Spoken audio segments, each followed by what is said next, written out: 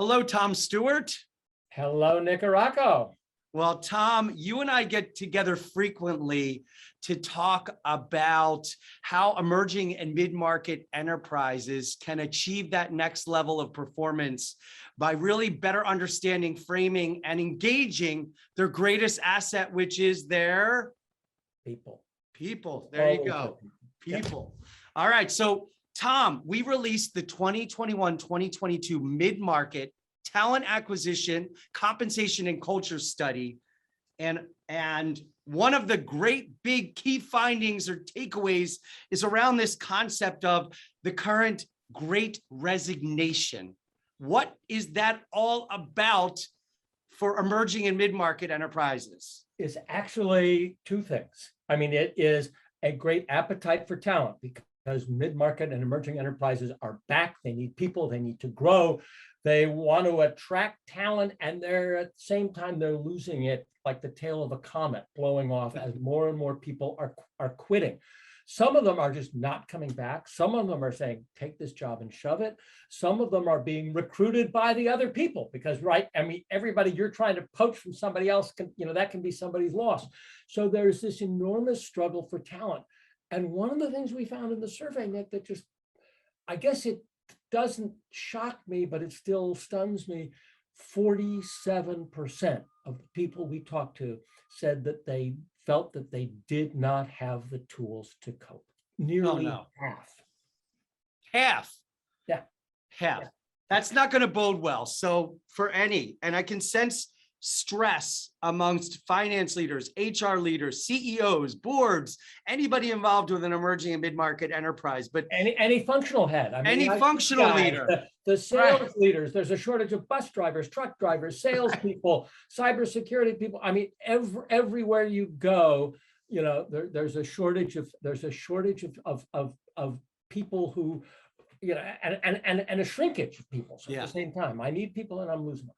Well, but Tom, also, look, this is harder. I think harder. Hey, I'm going to claim it's harder for emerging and mid-market enterprises.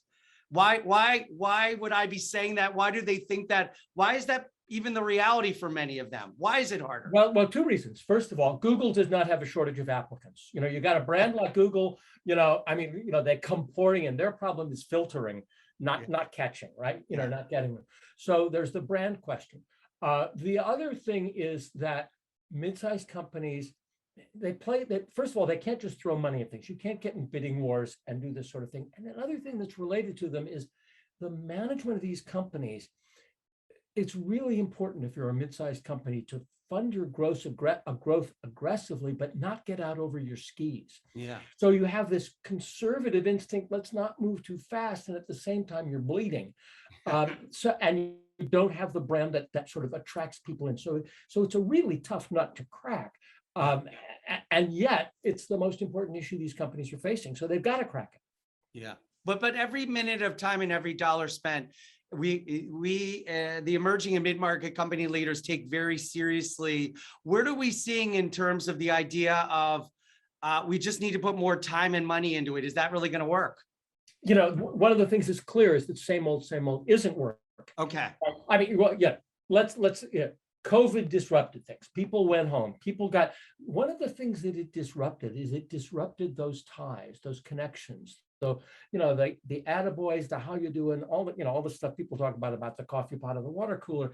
But, Gallup's long-lasting question, do you have a best friend at work, which is a predictor of retention and engagement? Define at in a remote environment, right? Right. Things separate and these relationships attenuate. It's harder to make new friends, and the old friends become like, oh, I haven't seen you on. Wow, nothing's changed. Well, you know that it has changed. Yes. So restoring some of that is hard. And as I said, throwing money at the problem isn't going to solve it. Nobody leaves for less money. They always take a raise, but to say that they left because of the money, no, that's never really the reason they left.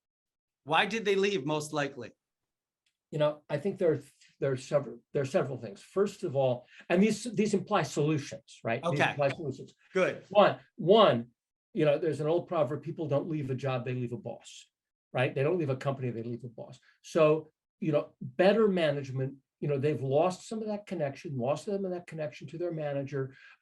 So there's a solution. And if we can build better managers, we can retain people. But better managers mean better relationships, stronger relationships. relationships. Stronger relationships. They also mean somebody who's looking out for me and looking out for my future. I mean, a good manager is not just putting me to work. A good manager is putting me on a path.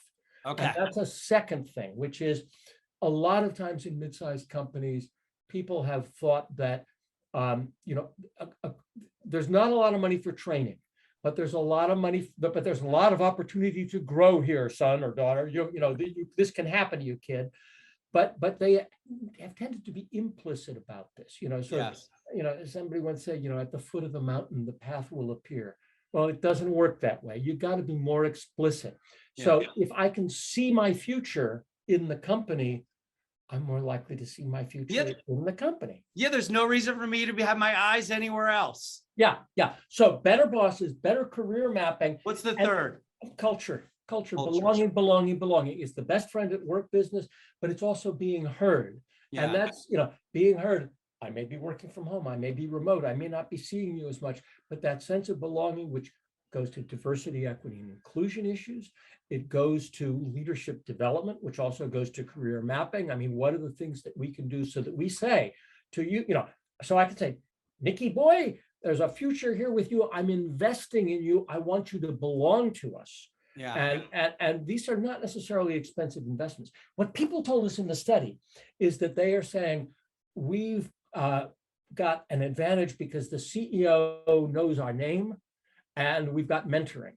Well, that's table stakes in a smallish mid-sized company, right? Yeah. You got to go beyond table stakes. It's not just enough to say, I know your name and your cat's name. You got to have, I've got some belief in you and your future. I love it. Doing something about it. I love it. And I love that you picked 3. And I love that it's beyond table stakes. And I go back to power of 3, which is Always pick one of these and own it. Take a look at all 3. Make sure you've got some handle of where you are in those respective areas. Go hard or go home. And the other thing is talent's going to go home. Each of those 3 affects the others. I like to say, a metaphor I've used a lot is they're like logs on a fire. Each one helps the others burn.